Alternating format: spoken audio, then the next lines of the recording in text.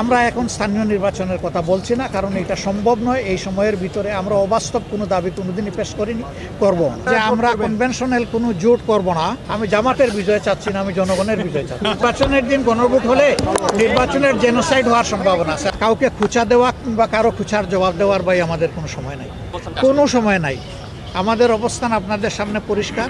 আমাদের দাবি অব্যাহত, এই দাবি বাস্তবায়ন হবে জনগণের স্বার্থে।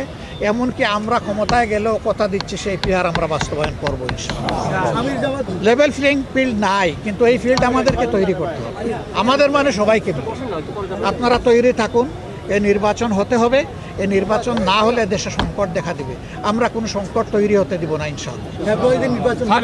ইনশাআল্লাহ আমরা এখন স্থানীয় নির্বাচনের কথা বলছি না, কারণ এটা সম্ভব নয়। এই সময়ের ভিতরে আমরা অবাস্তব কোনো দাবি কোনোদিনই পেশ করিনি, করব না। হ্যাঁ, আমরা এটা ক্লিয়ার করেছি যে আমরা কনভেনশনাল কোনো জোট করব না, কিন্তু অনেকগুলা দল এবং শক্তির সাথে আমাদের নির্বাচনী সমঝোতা হবে ইনশাআল্লাহ। আমি চিতাং সকল আসনে জামাতকে বিজয়ের কোনো বার্তা দিব না। আমি জনগণের বিজয়ের বার্তা দিয়েছি, যে বার্তাটা আপনাদের সামনে পেশ করেছি। আমি জামাতের বিজয় চাচ্ছি না, আমি জনগণের বিজয় চাচ্ছি। নির্বাচনের দিন গণভোট হলে নির্বাচনের জেনোসাইড হওয়ার সম্ভাবনা আছে। আল্লাহ হাফিজ, সালামু আলাইকুম।